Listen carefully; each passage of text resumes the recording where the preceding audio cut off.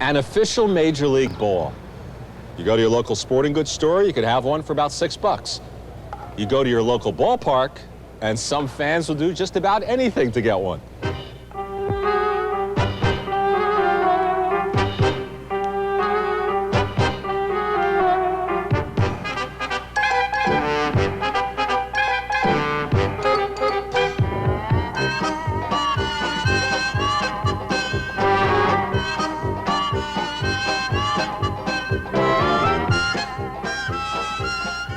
Fans will do just about anything to get a ball.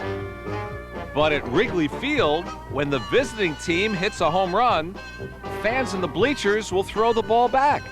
Of course, years ago, everybody threw the baseball back. You had to. The ushers came and took it from you. Until Reuben Berman came along.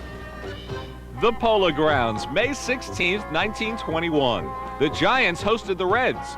The Giants won at 7-4, but the hero of the day turned out to be a fan, Reuben Berman. He caught a foul ball and refused to give it back, so the Giants refunded his money and threw him out. He then sued the Giants for $20,000. The judge ruled that Reuben did not act disorderly and ungentlemanly and awarded him $100.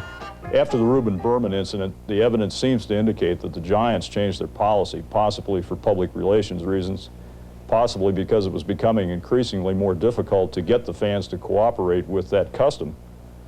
And so, beginning about the middle of the 1920s, the Giants and all other major league clubs gradually switched to a policy that allowed fans to keep any baseball hit into the stands. And that became known as Reuben's Rule. Reuben passed away in 1976, but his nephew in Los Angeles with the honest-to-goodness name of Len Berman would like the Hall of Fame to recognize his uncle in some way. The point he always made, and he told his story to the family many times, he was interested in having the fans retain the baseball. I think it's the only sport in America where the fans can actually go away from watching a ball game with a souvenir of the game that was in the ball game. And you'd like the Hall of Fame to have some kind of an exhibit? Or? Well, it would be nice if the Hall of Fame acknowledged this, and I think they are about to do so. It does seem apparent that he contributed to a change of direction on the part of the Giants. Perhaps other incidents as well played a role in that. But Reuben's Rule, I think, is now firmly established in American baseball history, and probably every boy that ever went to the park with a glove owes Reuben Berman a debt of gratitude. Welch out of his stretch, and the strike two pitch is hit foul off first base, out of play. Uncle Reuben didn't just help little boys, he aided those without gloves, some who need help. Describe the play, will you? Fly ball came up here, and I jumped out of my seat, knocked my hot dog down, and grabbed it, fought with his glove, hit my finger, and bounced in this girl's lap. In your lap? Yeah. It just kind of landed here. I couldn't do anything about it. I just grabbed onto it. But not every foul ball lands in somebody's lap.